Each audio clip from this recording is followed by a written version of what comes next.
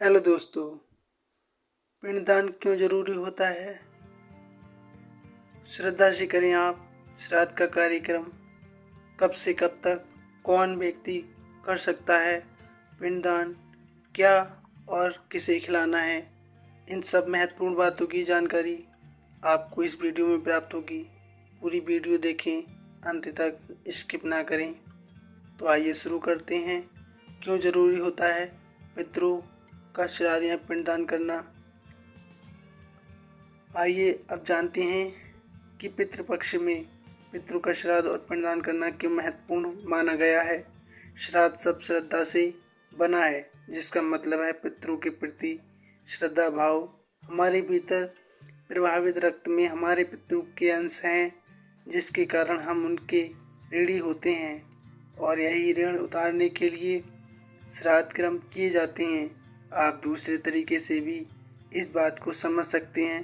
पिता के जिस शुक्राणु के साथ जीव माता के गर्भ में जाता है, उसमें 84 अंश होते हैं, जिसमें से 28 अंश तो शुक्रधारी पुरुष के खुद के भोजनादि से उपार्जित होते हैं और 56 अंश पूर्व पुरुषों के रहते हैं। उनमें से भी 21 उसके पिता के, 15 अंश पितामह के, 10 अंश प्रतिपितामह के, 6 अंश चतुर्थ पुरुष के, 3 पंचम पुरुष और 1 षष्ठ पुरुष के होते हैं। इस तरह 7 पीढ़ियों तक वंश के सभी पूर्वजों के रक्त की एकता रहती है। लेकिन श्राद्ध या पिंडदान मुख्यतः 3 पीढ़ियों तक के पितरों को दिया जाता है। पितृपक्ष में किए गए कार्यों से पूर्वजों की आत्मा को शांति प्राप्त होती है, साथ ही कर्ता को भी पितृ ऋण से मुक्ति मिलती है। हमारे धर्म शास्त्रों के अनुसार मृत्यु के बाद जीवात्मा को उसके कर्मानुसार स्वर्ग नरक में स्थान मिलता है। पाप पुण्य क्षीण होने पर वह पुनः मृत्यु लोक में आ जाती है। मृत्यु के पश्चात पितृयान मार्ग से पितृलोक में होती हुई चंद्रलोक जाती है। चंद्रलोक में अमृत का सेवन करके निर्वाह करती है और ये अमृत कृष्ण पक्ष में चंद्रकलाओं के साथ क्षीण पड़ने लगता है। अतः कृष्ण पक्ष में वंशजों को आहार पहुँचाने की व्यवस्था की गई है। ये आहार श्राद्ध के माध्यम से पूर्वजों को पहुँचाया जाता है। पूर्णिमा के दिन श्राद्ध करने से श्राद्ध करने वाले को और उसके परिवार को अच्छी बुद्धि, पुष्टि, धारण करने की शक्ति, पुत्र पौत्र आदि और ऐश्वर्य की प्राप्ति होती है। श्रद्धा से करना है आपको श्राद्ध। कब से कब तक कौन कर सकता है और किसे क्या खिलाना है, ये भी जानते हैं। श्राद्ध पक्ष यानी पितृपक्ष अपने पितरों को याद करके उनके प्रति श्रद्धा भाव प्रदर्शित करना है। साथ ही अपनी नई पीढ़ी को प्राचीन वैदिक पौराणिक संस्कृति से परिचित कराने का पर्व है। ये करना इतना प्रभावी है कि पितरों का श्राद्ध करने से जन्म कुंडली में होने वाले पितृदोष से भी हमेशा के लिए छुटकारा मिल जाता है।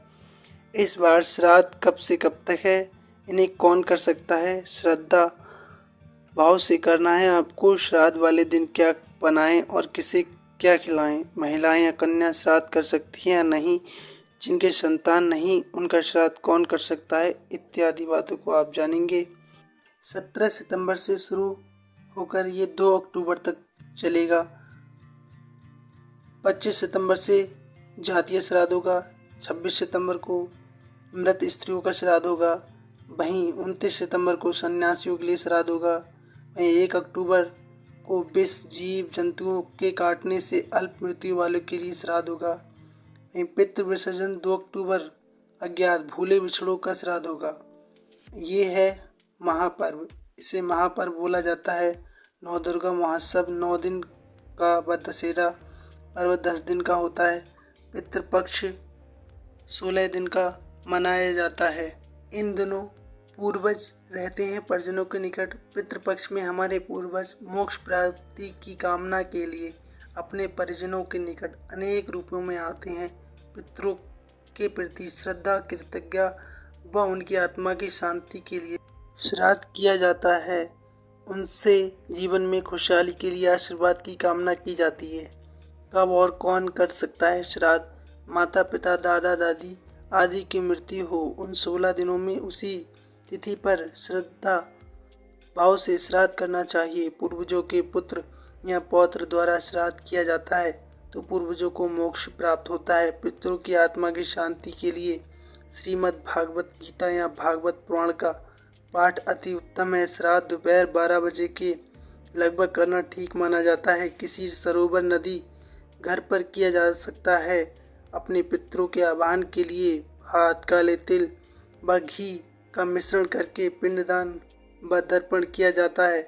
बाद में विष्णु व यमराज की पूजा अर्चना की जाती है। 3 पीढ़ी पूर्व तक की पूजा, ये खिलाएं और ये करें। अपनी 3 पीढ़ी पूर्व तक के पूर्वजों की पूजा करनी चाहिए। ब्राह्मण को घर पर बुलाकर पूजा करवाने के बाद अपने पूर्वजों के लिए बनाया गया भोजन खिलाएं। पितृपक्ष में अपने पूर्वजों के लिए कद्दू की सब्जी, दाल भात, पूरी व खीर बनाना शुभ माना जाता है। पूजा के बाद पूरी व खीर सहित अन्य सब्जियों को एक थाली में सजाकर गाय, कुत्ता, कौवा और चींटियों को देना चाहिए। ब्राह्मण को दक्षिणा, फल, मिठाई और वस्त्र आदि दिया जाता है। चरण स्पर्श कर आशीष लेना चाहिए। ये नहीं करना चाहिए। आपको श्राद्ध पक्ष में किसी से गलत नहीं बोलना चाहिए, ईर्ष्या नहीं करनी चाहिए, गुस्सा नहीं करना चाहिए। घर पर लहसुन, प्याज, मांसाहार, नशे का सेवन नहीं करना चाहिए। पूर्वज की मृत्यु की सही तिथि ना पता हो तो क्या करें? यदि माता पिता, दादा दादी इत्यादि की मृत्यु की सही तिथि का ज्ञान नहीं हो तो इस अंतिम दिन यानी अमावस्या पर उनका श्राद्ध करना सही होता है। दोस्तों, वीडियो अच्छा लगे तो लाइक, शेयर, सब्सक्राइब कीजिए।